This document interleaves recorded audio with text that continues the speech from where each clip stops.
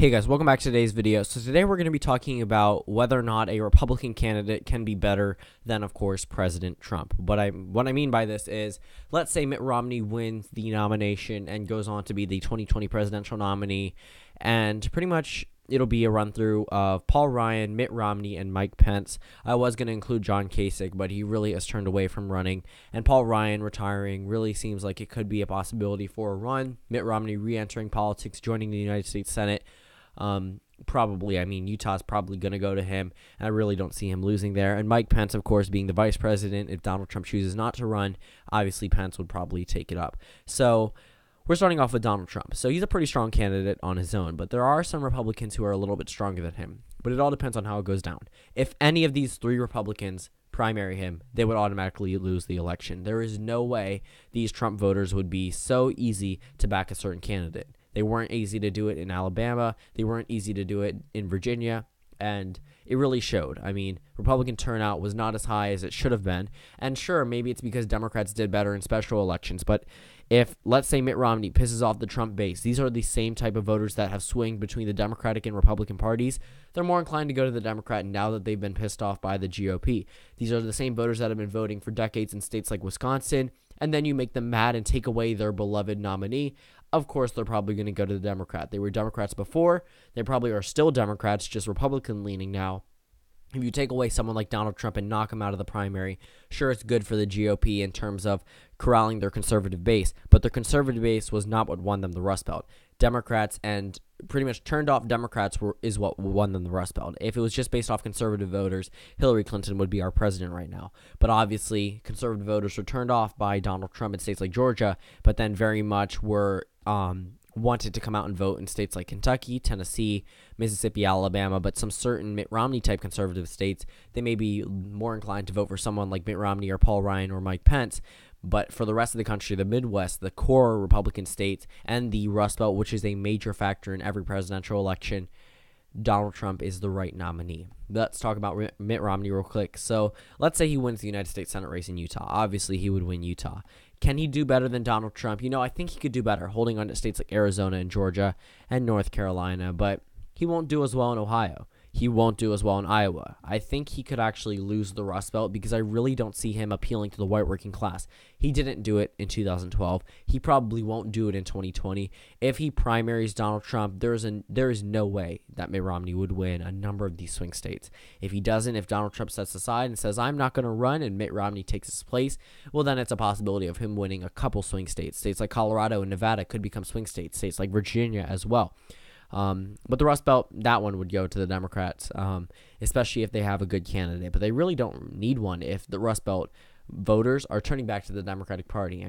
Sure, they should have a good candidate, and it is possible for a Trump victory there, but it's not so safe for a Mitt Romney victory. So states like New Hampshire could go red, but the Rust Belt's not going red. And what's 4 electoral votes when you can win a whole lot, 36 electoral votes, 46 if you include Minnesota, including these are Democratic states, and then if you include in Ohio and Iowa, it's a whole lot more. And if you want to get all technical, Illinois and Indiana, but we probably won't see a Republican win Illinois for a long time.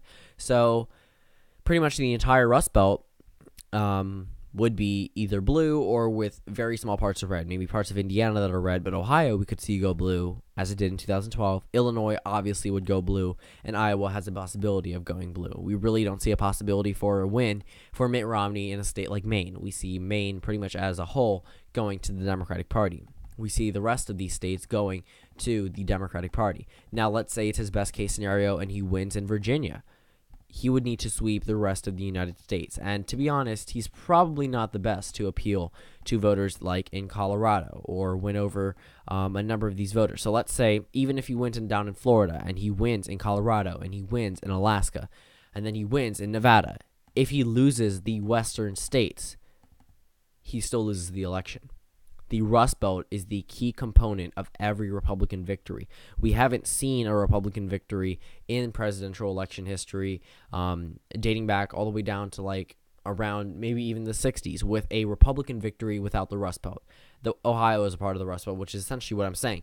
Ohio has gone with every Republican presidential candidate that has won, and there hasn't been a Republican victory without a part of the Rust Belt going to the Republicans, and that's mainly the state of Ohio. But if Romney loses Ohio and he loses Iowa, as he did in 2012, he can win New Hampshire. He can win Virginia, which is a pretty Democratic state, more Democratic than Ohio and Iowa.